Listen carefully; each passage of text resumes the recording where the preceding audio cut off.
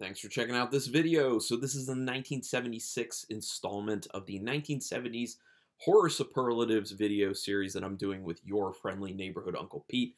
So you know the drill. Watch this video all the way through for my picks and my justifications for my picks. Then go over to your friendly neighborhood Uncle Pete's channel, which is linked in the description. Watch his entire video, then come back to my channel, go to the community tab, and vote for whose picks you like the most, or who you think had the best justifications, or whatever. Also, do us both a favor, hit subscribe to both our channels, because we both do great content, and we put out a good amount of it. Also, hit the notification buttons for both of us, because then you'll know when we're putting up new content. Oh, and by the way, this shirt I'm wearing, inspired by the 1975 one because of Jaws, because obviously it's a Lucio Fulci zombie ripoff of the Jaws cover or poster art. Pretty awesome. Love it. I love the shirt.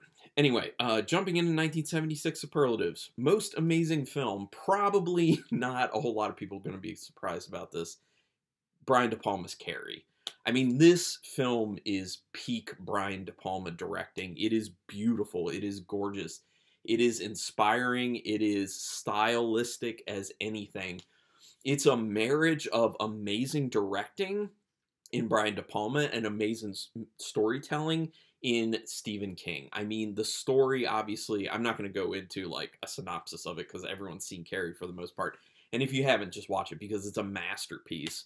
I do have a review for it on my channel, which I think was one of the longer ones, but the story marries together like a coming-of-age story with the issue of dealing with bullying at the same time and kind of like overcoming that, getting to a tipping point of kind of finally standing up for yourself. So the story itself is amazingly well crafted, and then you bring in someone like Brian De Palma who just puts it together in an amazing way. And like his use of split screen, people were not doing that. Like he's kind of started the whole split screen thing, which it didn't like take off or anything, but some people have done it since. But I love, one of my favorite moments of the film is within the prom scene where everything goes very, very horribly. And that's like the ignition moment for Carrie to start doing terrible things to people, where they have the split screen going on, where it's showing like the good versus what's going on behind the scenes and the bad. It's like this cool split screen of like good and evil going on at the same time. Like,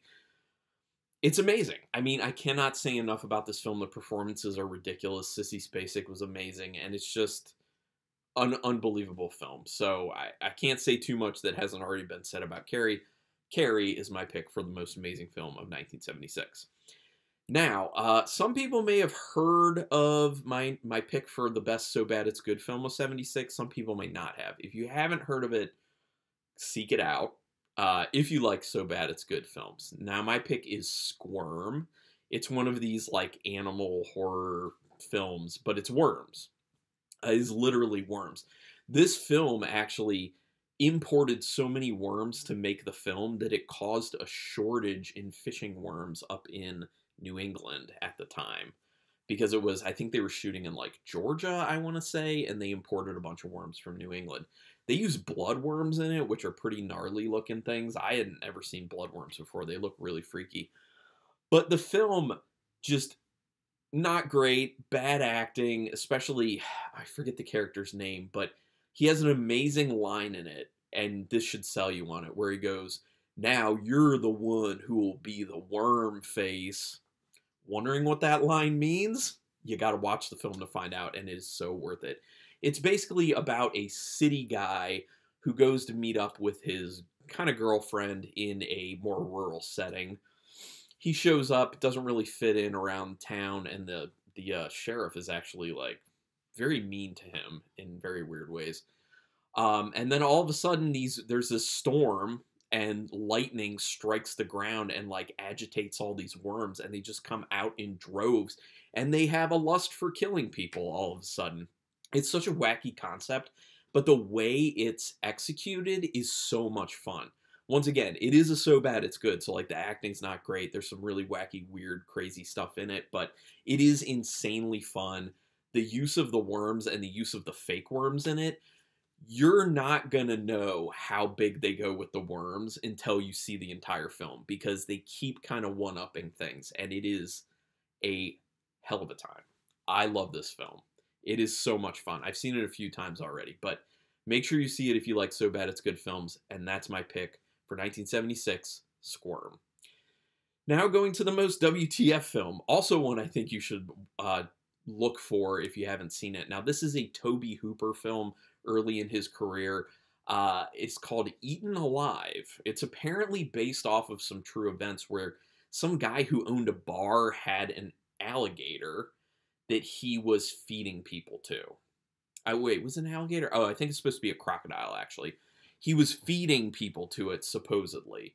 Now, before the guy was actually arrested, he ended up killing himself, so they couldn't necessarily confirm anything. But this is very loosely based on that, and you'll see what I mean if you watch the film.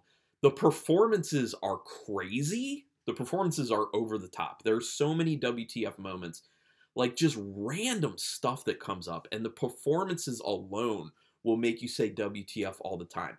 There is a really awesome hidden gem in this, and that's Robert Englund, a young Robert Englund as Buck is in this, and he's a great character, and there's a line that he says in the beginning of this film that you can tell was stolen by Quentin Tarantino and used in his Kill Bill films. So check that out. But Eaten Alive premise, basically a guy who's running a motel kind of in the middle of nowhere, so I don't understand why people are showing up there. But anyway, he has a crocodile he keeps right next to it, but people end up being fed to the crocodile or accidentally being fed to the crocodile. It is wacky, but you would think it's about the crocodile, but it's not really about the crocodile. It's about the guy running this motel and how off the rails he is mentally, and that actually sets up a lot of these kind of WTF moments. But the other characters who show up are extremely WTF too. So it's just a world of WTF, and it has to be seen to be believed. And there's also just this weird red lighting. So anyway, I don't want to talk about this too much. You should just see Eaten Alive. There are two movies called Eaten Alive. This one is the one from '76, obviously, by Tobe Hooper. Check it out. It's crazy. I also have a review for it on my channel, so you can check that out. But when you're done with that, I also have a review for Squirm if you were interested in. So that's my pick. Most WTF, Eaten Alive. Now, best gore, no contest here. Joe Bob Briggs introduced me to it, and that is Blood-Sucking Freaks. Obviously, they went hard on the gore in this film. It's a weird film. It's really just a film that doesn't have a whole lot of actual story to it. It's just about having gore and nudity and sadism, in essence. Like, that's the film, basically. It's uncomfortable for some people. Some people really can't handle it, but it definitely had the best gore from what I've seen from 1976, including the, how do I say it, male member tacos that end up being consumed in the film. I'm sorry if that spoils anything for anyone, but it's just really literally a series of, like, people being tortured and killed. And obviously, like, it's a lot easier to palate nowadays because those practical effects aren't as impressive as practical effects nowadays. So just letting you know. But that is my pick very easily. Blood-Sucking Freaks, the pick for best gore for 76. Now my most unique pick, and the reason I put this in most unique as opposed to something like WTF is I think it's actually a good film, but it's weird, like it's wacky. I've not seen a film like this before. Interesting concept, but I could see people putting it as their WTF, and that is the film God Told Me To by Larry Cohen. Love Larry Cohen. He's a great writer, so that's why I say this film actually is good. It's just such a crazy concept. It's basically about all these people who start killing, and they say that after they go on these killing rampages, God told me to. And so the whole idea is this guy who's trying to get to the bottom of why this is happening.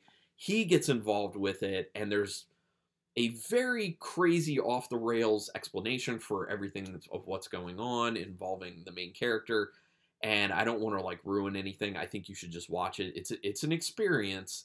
I think you'll agree. It's a very unique film, and it's worth watching for sure. But there's so many, like, weird, wacky, unique things that go on in the film that you're just like, what am I watching? So it is definitely unique. So Larry Cohen's God Told Me To is my pick for most unique for 1976. My most overrated. I'm sorry to the people this is going to hurt. The Town That Dreaded Sundown is my most overrated. I'm not a fan of this film. I understand why people like it. It's literally about a town that is dealing with an issue of a killer on the loose. Like it's a pretty simple concept. My biggest issue with the film is the pacing is terrible. It's just like it's boring because the pacing is so bad. It's way longer than the actual concept of the film needed. And that's just my biggest reason for calling it overrated. I've seen a lot of people talk about how much they love The Town That Dreaded Sundown. Good for you. I don't like it. I think it's very overrated for this time period. There are a lot of other films from 1976 that I think should be talked about more than The Town That Dreaded Sundown. This is one that I would think people shouldn't talk about that much, and then someone could be like, oh, it's a most underrated film. But no, like, people talk about it way too much, in my opinion. And for what it is, like, the pace, I just don't get it. Like, the pacing's bad. But obviously I'm open to hearing what everyone has to say about it, so you can do that in the comments. So my most overrated film for 76, The Town That Dreaded Sundown. Now that brings me to my most underrated film, which I also have a review for on my channel. And I love this film. It is wonderful. Another one, if you have not seen, you must. Burnt Offerings. This is better than the Amityville Horror, in my opinion. It's in the same vein as the Amityville Horror, with like an issue having to do with some sort of like haunting type thing with a house. But it's so much deeper than that. It goes into kind of like subtext and theme having to do with family issues. I know that's going on also in the Amityville Horror, but this does it so much better. It is so much better executed, and the acting, while, you know, it was good in the Amityville Horror, Oliver Reed is in this, and his acting alone is... I love anything Oliver Reed is in. His acting was great. Problematic human being in real life, from what I've read, but wonderful actor, amazing actor, and his performance really sells this. The ending of this film is very, very thought-provoking and impacting, and it is a amazingly pieced together film. Some people may feel like it drags a little bit here and there. I actually think for as long of a film as it is, because I think it's a little close to like 2 hours, that it really moves quite well. But Burnt Offerings is amazing. I don't want to give you too much like story-wise, other than it's kind of an Amityville horror-ish with like a haunting in the house, because I'll start to, you know, tip the hand of what's actually going on in the film. I just think it's definitely a film that needs to be experienced. I do not hear people talk about Burnt Offerings like at all. I'll see it come up in like a Rue Morgue article here and there, you know, like maybe once every few years or something, but I don't see people online talking about it. When I talk to people about horror films, even films from the 70s, people don't bring it up, and I am miffed. I don't understand why people don't talk about Burnt Offerings. It is a phenomenal film, especially for how much people talk about the Amityville Horror. Burnt Offerings needs more attention, way more attention. Let's make that happen. So Burnt Offerings, my pick for most underrated for 1976. Now's the time where you tell me your picks for this year. Go ahead and put it in the comments. Also, go ahead and put the same comment for Uncle Pete's, or whatever comment you leave on his, you can leave on mine, because, you know, I don't want you guys to have to retype these things. And we like to hear what you guys like from the same year. What are your picks? And maybe just a little bit of your justification for it. Or you don't have to. You could just kind of list it, because I'm just interested to see what other people pick. And I know Uncle Pete is too. So, like I said, go check out his channel, watch his video, come back, go to the community tab and vote. But also subscribe to our channels, hit the notification bell buttons, all that jazz. Thank you very much for everyone who's been with us for this series. We're still going through the end. And I don't know, maybe we'll do another decade after this, because I know that 1990s in the voting were not too far behind the 70s. So maybe we go to the 1990s next. I don't know. But anyway, thanks everyone for checking this out and being with us for this series. And until next time, keep it brutal.